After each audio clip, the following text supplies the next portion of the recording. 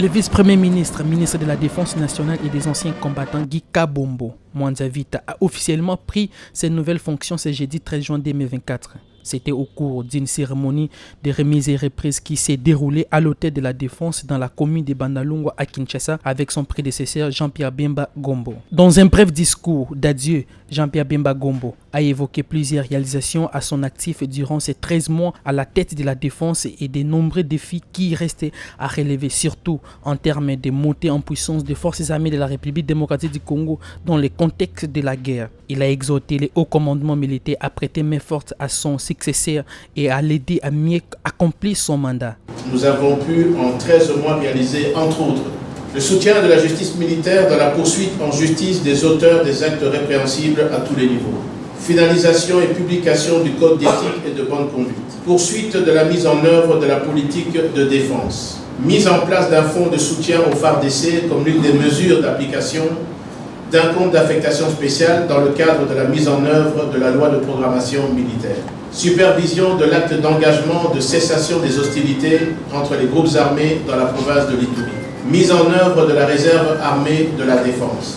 Au chef d'état-major général et à tous les membres du haut commandement, je retiens que la vaillance de nos militaires et les réalisations sus-évoquées ne pouvaient être possibles sans votre détermination, ce dont je vous suis également très reconnaissant.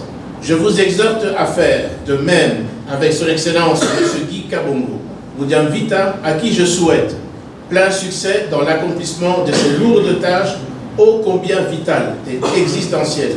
Pour sa part, Guy Kabombo Mwanza Vita, nouveau vice-premier ministre et ministre de la Défense nationale et des anciens combattants, a avant toute chose rendu un vibrant hommage au président de la République Félix Antoine Tshisekedi Tshilombo pour la confiance placée à sa personne et pour sa nomination à la tête de la Défense nationale. Il a en outre félicité son prédécesseur pour le travail abattu jusque-là. Il s'est engagé dans la continuité des acquis de son prédécesseur et est déterminé à mobiliser les moyens conséquents pour permettre aux forces armées de la République démocratique du Congo de reconquérir tous les terrains occupés aujourd'hui par l'armée rwandaise sous le couvert des terroristes du M23. Aussi a-t-il appelé les militaires des forces armées de la République démocratique du Congo à privilégier l'intérêt général, le patriotisme et la discipline. La reconquête de l'espace occupé du fait de l'agression, l'éradication de troupes terroristes et forces négatives, le rétablissement de l'autorité de l'État,